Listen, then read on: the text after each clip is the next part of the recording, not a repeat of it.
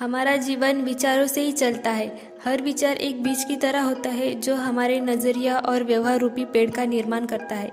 कहानियों का हमारे जीवन पर एक अद्भुत असर होता है। एक छोटी सी कहानी हमारे विचारों में बड़ा बदलाव ला सकती है। तो आज हम एप्पल कंपनी के को फाउंडर स्टीव जॉब्स की कहानी सुनते हैं। स्टीव जॉब्स एप्पल कंपनी के को फाउंडर होने के साथ साथ पिक्सार एनिमेशन स्टूडियो के सीईओ भी थे। तो शुरू करते हैं उनके जन्म से।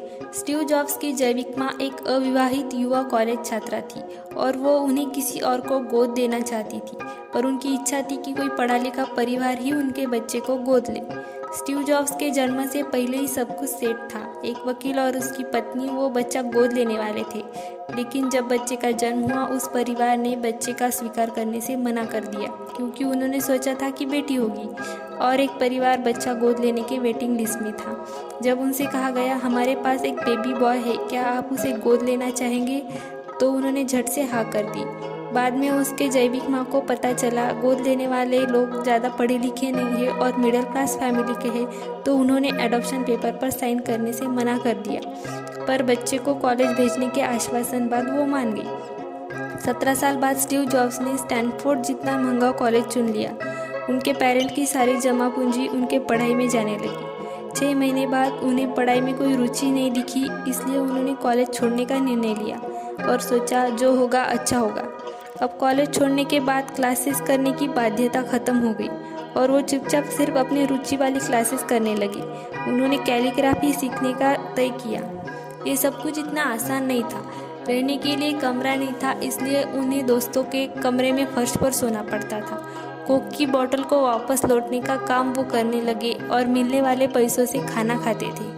फिर उन्होंने सेरिफ और sans serif type faces, letter combination के बीच स्पेस वेरी करना, टाइपोग्राफी को क्या चीज़ अच्छी बनाती है यह सीखा। तब उन्हें पता नहीं था कि इन चीज़ों का यूज़ वो अपनी लाइफ में कभी करेंगे।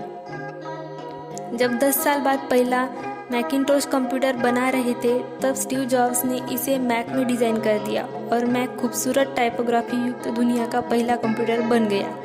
जब स्टीव 20 साल के थे, तब अपने पेरेंट्स के गैरेज में उन्होंने एप्पल शुरू कर दी थी। 10 साल में एप्पल 2 लोगों से बढ़कर $2 बिलियन और 4000 लोगों की कंपनी हो गई।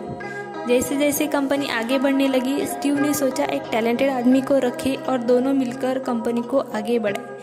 पहले 1 साल कंपनी में सब ठीक चला, लेकिन फिर कंपनी के फ्यूचर विजन को लेकर दोनों में मतभेद हुआ और बात बोर्ड ऑफ डायरेक्टर तक पहुंच गई। उन लोगों ने उसका साथ दिया और स्टीव को कंपनी से निकाल दिया। तब स्टीव ने सोचा इस फ्रीडम की वजह से वो अपनी क्रिएटिव पीरियड में जा सकते हैं और अगले 5 साल में स्टीव ने नेक्स्ट और पिक्सार कंपनी शुरू की। पिक्सार ने दुनिया की पहली computer animated movie toy story बनाई और एप्पल ने नेक्स्ट को खरीद लिया और स्टीव जॉब फिर एप्पल में वापस आ गए। आज एप्पल नेक्स्ट द्वारा विकसित की गई टेक्नोलॉजी का प्रयोग करती है।